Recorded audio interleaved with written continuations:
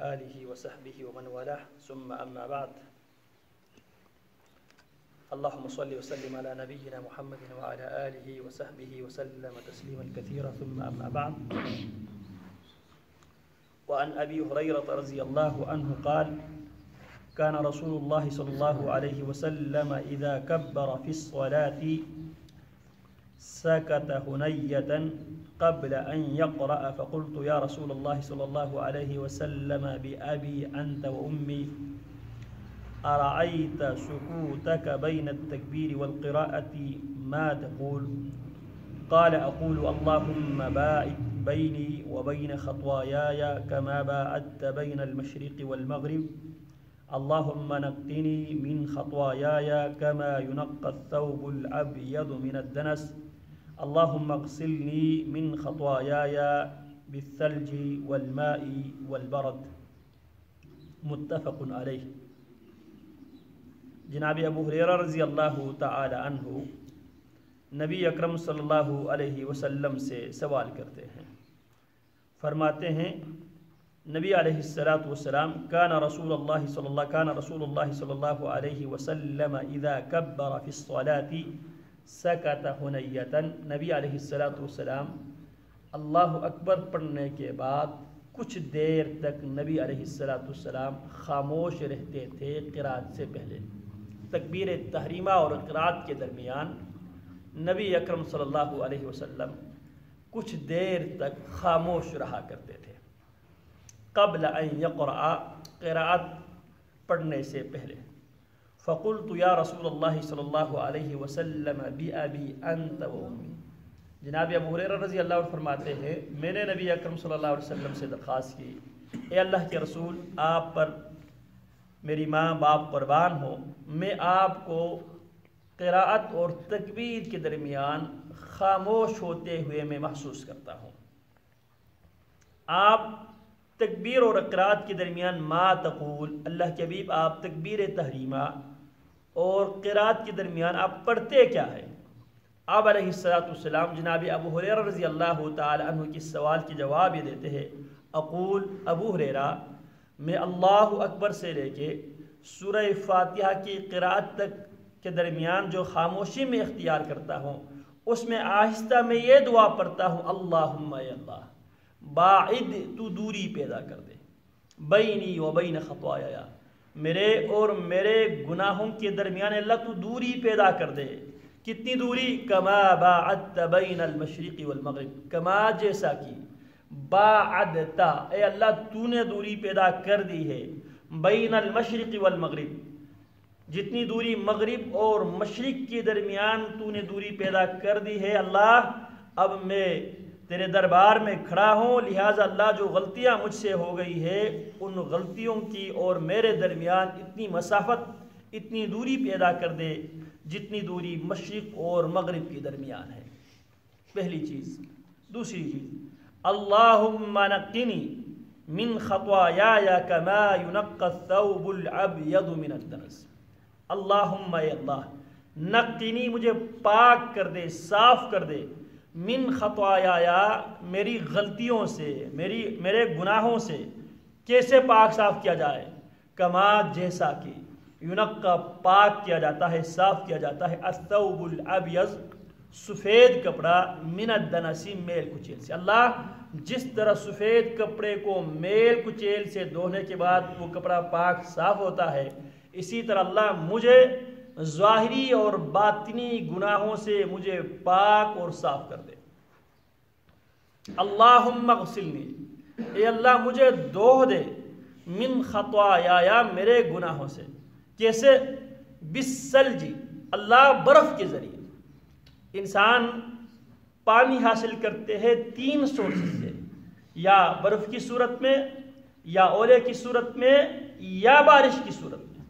اللہم اے اللہ، اللہم اغسلنی، اللہ مجھے دھو دے، من خطایا، میرے گناہوں سے۔ کس سے؟ بالثلج، اللہ برف کے پانی کے ذریعے۔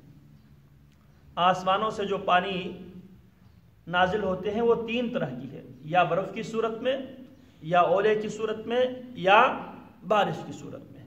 اللہم اغسلنی، اللہ مجھے دھو دے، من خطایا، میرے گناہوں سے، بالثلج برف کے ذریعے. اسی سے عربی میں جو فریج ہے اسے کہا جاتا ہے سلاجہ، بالثلج برف کے ذریعے، والماء اور پانی کے ذریعے، والبرد اور اولے کے ذریعے.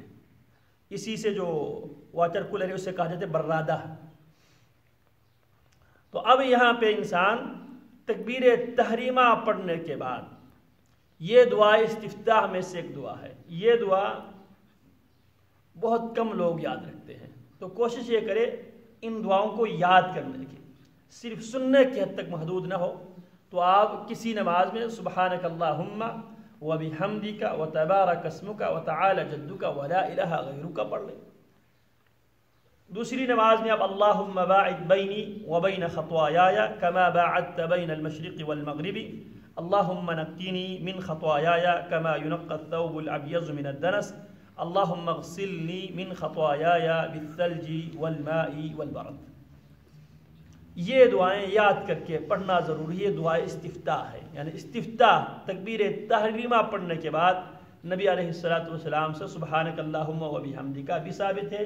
نبی علیہ السلام سے اللہم باعد بینی وبین خطوایای کما باعدت بین المشرق والمغرب، یہ بھی نبی اکرم صلی اللہ علیہ وسلم سے ثابت ہے. اور انشاءاللہ ہم پڑھیں گے اللہ وجہت وجہ للذی فطر السماوات والارض حنیفا وما انا فطر السماوات والارض حنیفا مسلما وما انا من المشرکین ان صلاتي ونسكي ومحياي ومماتي لله رب العالمين لا شريك له وبذلك امرت وانا اول المسلمين. پھر یہ دعا بہت لمبی ہے، اللہم انت الملک لا الہ الا انت ربی وانا عبدک ظلمت نفسی واعترفت بذنبی فاغفر لی ذنوبی جميعا انه لا يغفر الذنوب الا انت واهدنی لأحسن الاخلاق لا يهدي لأحسنها الا انت واصرف عني سيئها لا يصرف عني سيئها الا انت لبيك وسعديك والخير كله بيديك والشر ليس إليك أنا بك وإليك تباركت وتعاليت استغفرك وأتوب إليك. یہ ساری دعائیں نبی علیہ السلام دعائے استفتاح کے طور پہ پڑھا کرتے تھے. تو یہ آج کی جو دعا ہے اللہم اے اللہ باعد تو دوری پیدا کر دے بینی و بین خطایا میرے اور میرے گناہوں کے درمیان کما باعدت بین المشرق والمغرب جتنے دوری اللہ تو نے مشرق اور مغرب کے درمیان پیدا کر دی ہے. اللہم اے اللہ نقینی مجھے پاک کر دے من خطایا میرے گناہوں سے کما ینقی الثوب الابیض من الدنس جیسے سفید کپڑے کو میل کچیل سے پاک صاف کیا جاتا ہے. اللہم اغسلنی من خطایا اللہ مجھے دھو دے میرے گناہوں سے بالثلج برف کے ذریعے والماء اور پانی کے ذریعے والبرد اور اولے کے ذریعے. دنیا میں یہ اصول ہے، ہم چیز کو سیف کرنے سے پہلے، محفوظ کرنے سے پہلے، دودھ لے لیں، دودھ کو محفوظ کرنے سے پہلے ضروری ہے جس برتن میں آپ نے دودھ کو محفوظ کرنا ہے اس برتن کو پاک صاف کرنا ضروری ہے. اگر آپ پاک صاف کیے بغیر برتن میں آپ دودھ رکھیں گے آپ کا دودھ خراب ہو جائے گا. اسی طرح اسلام کو، ایمان کو قبول کرنے سے پہلے آپ کا ظرف، آپ کا عقیدہ، آپ کی نظریات، آپ کے چال و چلن، آپ کی حرکتیں ہر قسم کے گناہوں سے پاک اور صاف ہونا ضروری ہے. اس کو پاک صاف ہونے کے بعد، یہ دعا پاک صاف کرنے کے بعد پھر اس میں ہدایت اس میں آ سکتی ہے. اسی لیے اللہ رب العالمین نے جو کلمہ شرط رکھا ہے اسلام میں داخلہ کے لیے، اس میں سب سے پہلے نفی ہے. تمام معبودان نے باطلہ کا انسان عقیدہ توحید کی سمجھ سے پہلے جو عقیدہ رکھتا تھا اس عقیدے کا پہلے وہ نفی کرتا ہے. پہلے اپنے اندر سے اس خباثت کو، شرک کی نجاست کو، گندگی کو نکال دیتا ہے. لا الہ، لا نہیں ہے، کوئی بھی نہیں ہے، نہ لات ہے، نہ منات ہے، نہ کوئی کھڑا بت ہے، نہ کوئی لیٹا ہوا بت ہے، کوئی بھی نہیں ہے الا اللہ، صرف اللہ کے علاوہ. پہلے ظرف کو پاک اور صاف کرنا ضروری ہے، پھر اس کے بعد اس پاک صاف ظرف کے اندر، اس برتن کے اندر توحید اور سنت کے نور اس صورت میں آپ محفوظ کر سکتے ہیں. تو لہٰذا یہاں پہ انسان اللہ رب العالمین کی بارگاہ میں کھڑے ہو کے سب سے پہلے اپنی جو غلطیاں ہیں، غلطیوں کا اعتراف کرتا ہے اور اعتراف کرتے ہوئے رب العالمین سے ان غلطیوں سے صرف نظر کرنے کا وہ درخواست کرتا ہے. پھر اس کے بعد جا کے سورہ فاتحہ میں دوسری دعاؤں میں وہ رب العالمین کی رحمتوں کا طلب کرتا ہے، پہلے اپنے آپ کو پاک اور صاف کرنے کے بعد. اسی لیے نبی اکرم صلی اللہ علیہ وسلم کو جو وحی نازل ہوئی، یا ایھا المدثر قم فانذر وربک فکبر وثیابک فطہر والرجز فاہجر ولا تمنن تستکثر ولربک فاصبر. تو اس میں بھی وثیابک فطہر، میرے پیغمبر، ثیاب عربی زبان میں کپڑے کو بھی کہا جاتا ہے اور عربی زبان میں دل کو بھی کہا جاتا ہے.